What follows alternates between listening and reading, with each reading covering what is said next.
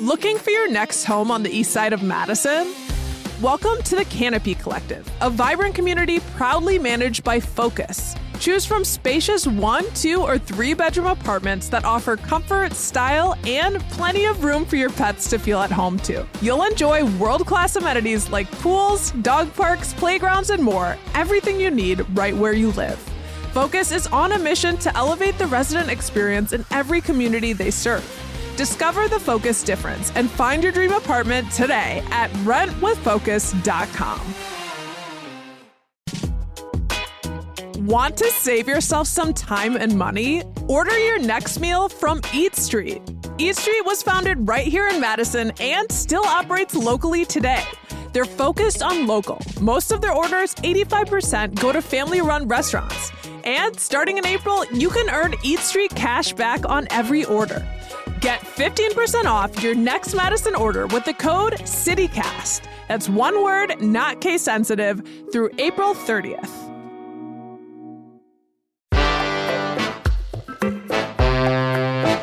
Today on City Cast Madison.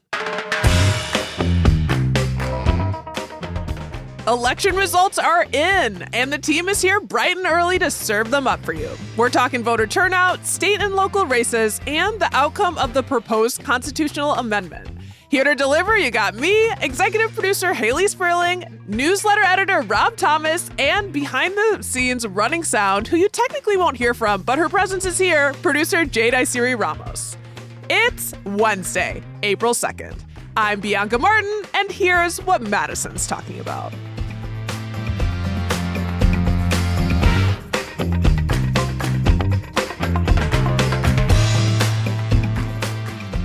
Hey, Hayley.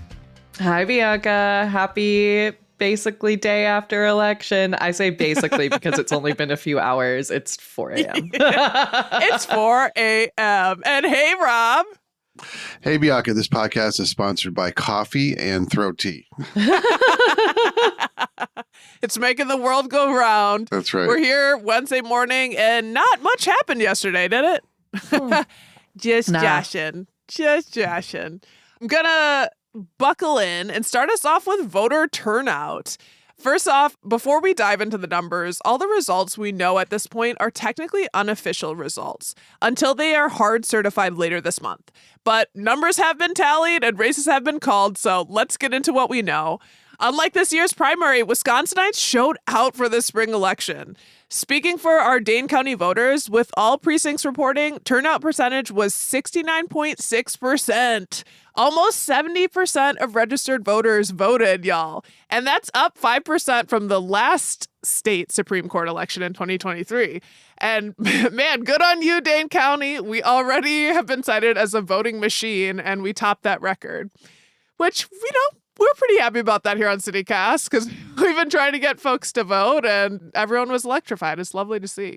Y'all, so voters turned out across the state, and I saw headlines that Milwaukee polling places were running out of ballots amid, quote, historic turnout. 7 polling places in Milwaukee ran out of ballots. So that was a thing. And early voting, too, was bumping. As a reminder, y'all probably saw this, but the number of mail-in or in-person absentee ballots was up more than 50% from the state's Supreme Court race 2 years ago.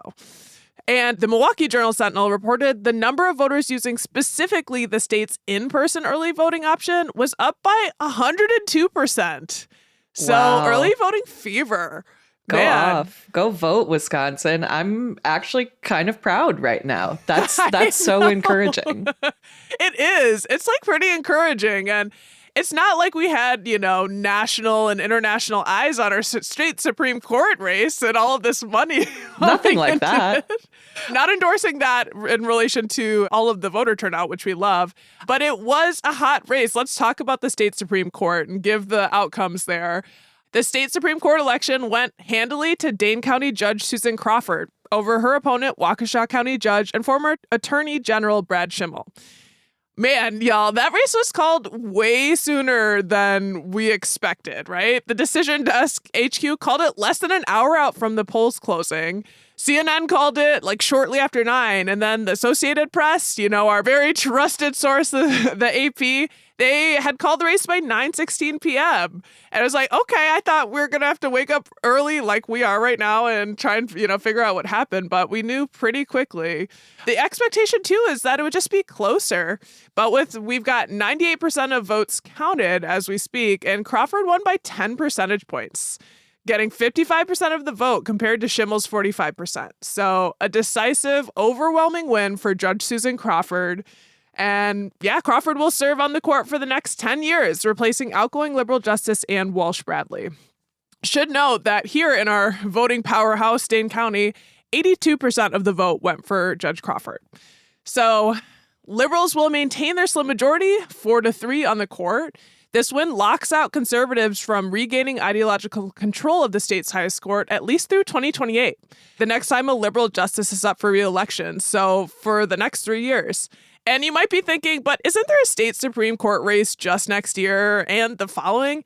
Yes, though it's the 2 most conservative justices that are up for re-election in 2026 and 2027. So there's some big picture items just to chew on with the state Supreme Court race. Of course, as we noted, this is the most expensive judicial race in U.S. history, with over $100 million in overall spending, according to WisPolitics, and more than 100,000 donations coming in from all 50 states. So this record beat out the last court race record from 2023 by nearly double the dollars. 2023 was a measly $56 million spent. So that's we nuts. Yeah, the race that was heard around the world. And some other thoughts, in terms of Brad Schimmel's loss, analysts are calling this kind of a referendum on Trump's administration. This was the first battleground election during Trump's second term as president, and some are saying this result, as Trump backed the losing candidate Brad Schimmel, is a bit of a litmus test on Trump's first 2 months in office. Obviously, Trump's right-hand man, Elon Musk, centered himself in the state court election, even giving out 2 $1 million checks to 2 Wisconsin voters who attended their Brad Schimmel rally in Green Bay. And Elon's presence became a focal point of Crawford's campaign, that she was running against the world's richest man. And that point was played pretty hard to ignite their base around Midwestern Wisconsin values like fairness and modesty. Another thing to think about is that this new reality where liberal-leaning justices hold a majority on the court is fairly new, considering liberals just won a majority on the court for the first time in 15 years back in 2023, when Justice Janet Protasevich was elected. So court cases that are potentially on the horizon headed into this next term with a slim liberal majority are cases around abortion rights, unions and collective bargaining, congressional maps, and redistricting and voting rules. So, big ticket items. My friends, y'all still with me? We're here. The coffee's going down. We're here. There's so much to take I'm almost done. I know I've had a lot. Speaking about voting rules, let's turn quickly to the state's proposed constitutional amendment because, we got an outcome there. Voters ultimately approved that amendment with around 61% of the vote going to yes. We want our Constitution changed. And 39% voted against the proposal. So what does that mean? In essence, this takes the state's photo ID requirement for voting from state law to constitutional status. The proposed constitutional amendment came from the Republican-controlled legislature in an attempt to protect voting ID photo requirements from future court or legislative challenges. They, had concern that the state Supreme Court might try to overturn the law, but now that this election has been had and that choice was made, that'll be harder for any, sort of challenges that come. Yeah, the big thing to note with this constitutional amendment is that, nothing is really changing in practice, right? Wisconsin has had voter ID laws in place for a while now.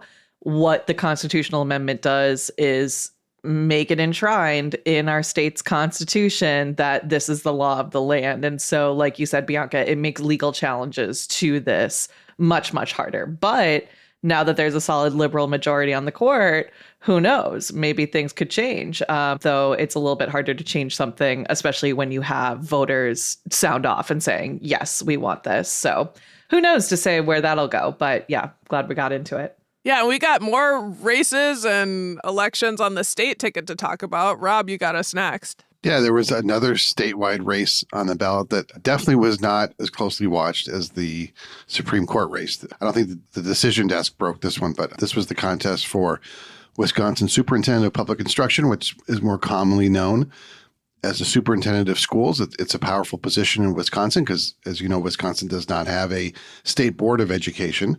It's also, like the Supreme Court race, ostensibly a nonpartisan race, although the parties lined up pretty clearly. And incumbent Jill Underly, who was backed by the Democrats, held on to her post against a challenge from education consultant Brittany Kinzer, who is supported by Republicans. With 98% of votes counted, the margin was 52.9% Underly and 47.1% for Kinzer. So tighter than the Supreme Court race, but still a win for Underly. In that campaign, state testing standards and school choice were the big issues in that race. But the big challenge for Underly as superintendent is that, as we know, President Donald Trump is planning to dismantle the U.S. Department of Education. So we'll see how that's dealt with at the state level here in Wisconsin. And then we also had, speaking of education, we also had one contested race for the Madison School Board.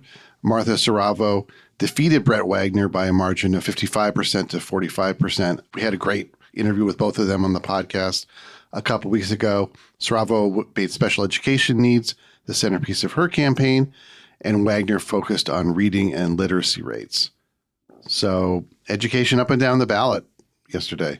School ja. Looking at these voter breakdowns makes me wonder about the split ticket, Crawford Kinzer voters, like they're clearly out there if this margin was much tighter. And yeah, shout out to both Martha and Brett for running solid campaigns. I mean, they were both clearly very involved candidates and, really want the best for our Madison schools. So I think we were in for a win no matter what with that one. But I'm excited to see what Martha does next. She's been on the pod a couple of times now.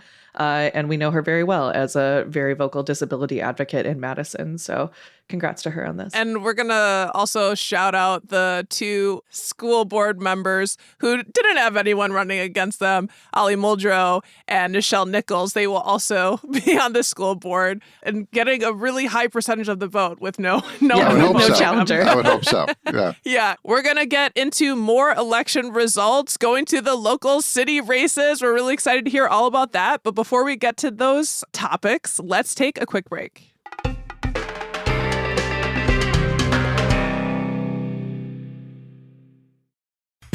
Behold the wonders of science. Y'all, it's that glorious time of year for UW-Madison Science Expeditions, a UW campus-wide science open house. Yup, they're opening the doors to the science labs and research centers to you and your family for free. From April 4th through the 6th, you can adventure around your top-tier public land-grant university and talk with the world-class researchers, enjoy science demos, and get hands-on at interactive exploration stations. The variety of programs is amazing. You can learn about everything from the human lung to the science behind ice cream. You can even visit monkeys in the Primate Center. Again, UW-Madison Science Expeditions events are free and open to everyone. So, see you at the destinations for exploration on campus April 4th through the 6th. Find the full schedule at go.wisc.edu/science expeditions. All right, we're back and we're to the city level. Boom, boom, boom, boom, boom. We're back. We're at the city. We're getting local. I can't wait to stop saying this. All 20 city council seats were up for election. Saying it again, but it's the last time we get to say it because this is the last time that this should ever happen, hopefully. But of those 20 races, 14 were contested. Let's dive in. Who were the winners? It was overall a really big night for incumbents with two notable exceptions. So, like I said, I'm going to just dive right into the winners and losers. Let's just get into it. So, of the contested races, in District 2, Willow Chowitz beat Matt Eggerer with 60% of the vote. In downtown District 4, which is a race that I was watching closely as a local politics nerd, longtime alder Mike Revere defeated challenger Eli Tsarovsky with 54% of a vote. And this was a closer race for Revere and one that a lot of people were watching, or maybe it was just me, like I said, but it was also only one of 4 races where the mayor didn't explicitly throw her support behind one of the candidates. Verveer has been an alder literally since the 90s. This is the first time that he's really had kind of like a really solid challenger in a while. And the interesting thing to note, like I said, all 20 seats were up for election this time. Next year, it's going to be all of the even number seats up for election. So Verveer, once again, is going to be on the ballot. So perhaps there will be another challenger, or Swarovski will step up again to say that he wants the seat. But nonetheless, he was able to hold on to it this time. Maybe it was the panda ad at the end of the day. That's my theory. Captured imaginations across the city. It's panda theory, right? That's what it is. Let's hop on over to the west side in District 5 near Sherwood Hills. Incumbent Regina Vitiver handily won over her challenger, Erlika Dieterle, with more than 70% of the vote. Bouncing down to the Southwest District, District 7, almost near Verona, it was an election between 2 newcomers, Badri Lenkela and Abdi Siad, whose wife actually had previously held the seat. Ultimately, the seat goes to Lenkela, who had backing from Mayor Satya Rhodes Conway. On the far west side in District 9, incumbent Nikki Conklin lost to challenger Joanne Pritchett, who won 51% of the vote. So this was a close race. And like I mentioned, this overall was a night for incumbents. Conklin was only one of 2 incumbents to lose her seats in this election. Moving on over to District 10, Council President Yannette Figueroa-Cole defeated challenger Lisa Veldrin. This was also a race that people were watching pretty closely. Figueroa-Cole won with roughly 52% of the vote. In District 12 on the city's north side, this is where the other upset happened. Challenger Julia Matthews beat incumbent Amani Latimer-Burris with 54% of the vote. Latimer-Burris had previously worked for Paul Soglin's office and, was kind of more of a voice for that end of the spectrum here. And to see her be unseated here is quite interesting. Scooting on over to the near west side, District 13, incumbent Tag Evers easily beat his challenger, Robert Luther, with 85% of the vote. In the South Side, District 14, we saw a rematch between Noah Lieberman and incumbent Isidore Knox Jr. If you guys recall, we've talked about this race before. Back in 2023, this was the race that was literally decided by pulling names out of a bag because it ended in a tie. Well, things weren't quite as close this time. Knox actually won 52% of the vote this time around. So no need for flipping cards or rolling dice or old archaic bet settling measures for this one, for better or worse, because it's always kind of fun when we get to pick a name out of a hat. Why not? Over on the east side in District 15, this is where things got a little weird. Incumbent Dina Nina Martinez Rutherford secured her reelection over challenger Ryan Coughlin with 52% of the vote. But if you guys recall, Martinez Rutherford actually suspended her campaign and endorsed Coughlin back in January. So as of right now, it's kind of like unclear whether she'll just like refuse to take office or not, whether she'll take the seat. Unsure. Moving over to the far east side, it was another battle between newcomers. Ultimately, Sean O'Brien beat Kim Richmond with 62% of the vote. Staying on the east side, it was a sweeping win for District 17 Alder Sabrina Madison. She beat her challenger Sean Burke with more than 70% of the vote. In another battle between 2 newcomers on the far north side, in District 18, Carmela Glenn won over Kevin Monroe, also with more than 70% of the vote. Back on over on the west side, John Giguere narrowly defeated challenger Nito Amato. And when I say narrowly, I mean single-digit votes, 9 votes to be exact. This was another race that was being watched extremely closely. Amato is a former alder who had recently strongly opposed the recent property tax referendum. And he was also the candidate, if you guys recall, who was facing confusion over his eligibility to take office since he didn't live in the district that he was running for. But seems like he won't have to deal with that question anymore. Finally, in District 20, incumbent alder Barbara Harrington McKinney easily maintained her seat with almost 80% of the vote. Like I said, this is the last time that all 20 seats will be on the ballot. If you guys recall, we did it this way because now All of our alders are running on staggered 2-year terms. As I mentioned, candidates in the even numbered seats will be up for election next year. They ran for 1-year terms this year. And then after that, everyone's on the 2-year cycle. Candidates on the odd numbers won't be on the ballot until 2027, which is also when we'll have our next mayoral race. So we have a city council. Yay. We've got a Dane County board and we have a Dane County executive. There were 2 Dane County board races. They were both running unopposed. Safe to say that they easily won their seats. And also in the run for Dane County executive, Melissa Agard held on to her still new role. She defeated challenger Steven Ratzlaff, a DeForest salesman with roughly 80% of the vote. And this secures her a full 4-year term in the role. And as you mentioned, Bianca, voter turnout in Dane County was crazy high.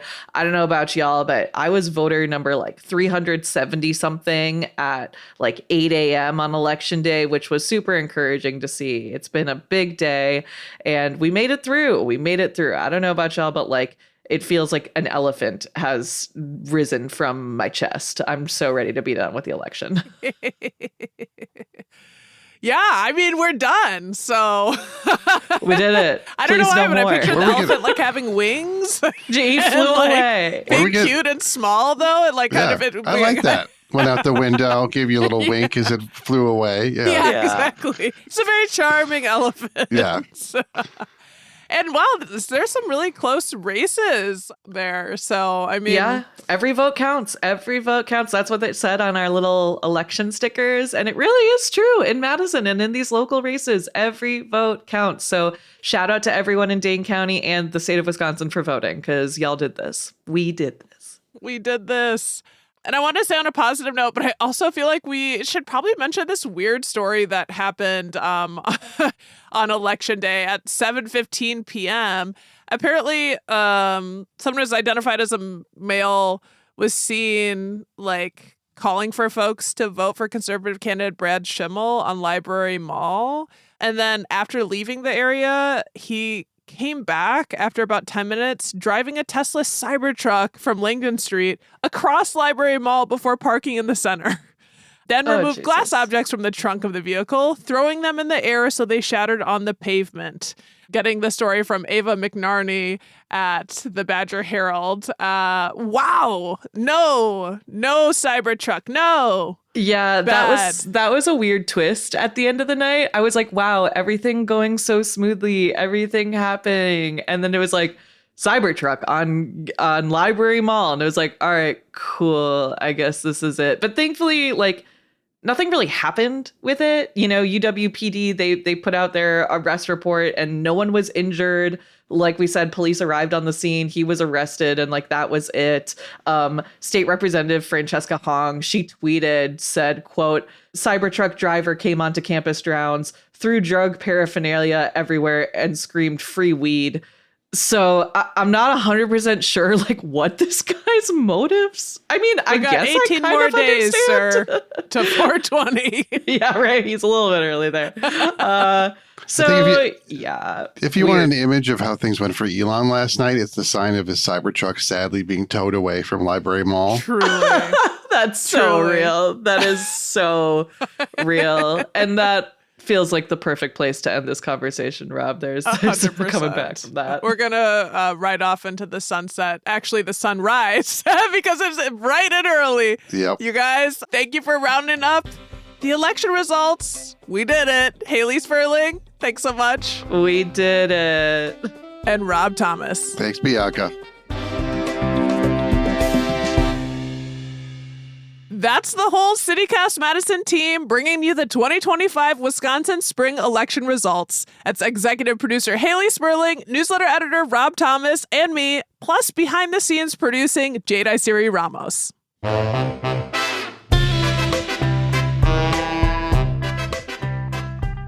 That's all for today. Here on City Cast Madison. I'm Bianca Martin, your host. If you enjoyed the show, why not share this episode with a Madison voter? All right, we'll be back tomorrow morning with more stories from around the city. Until then, stay classy, Madison.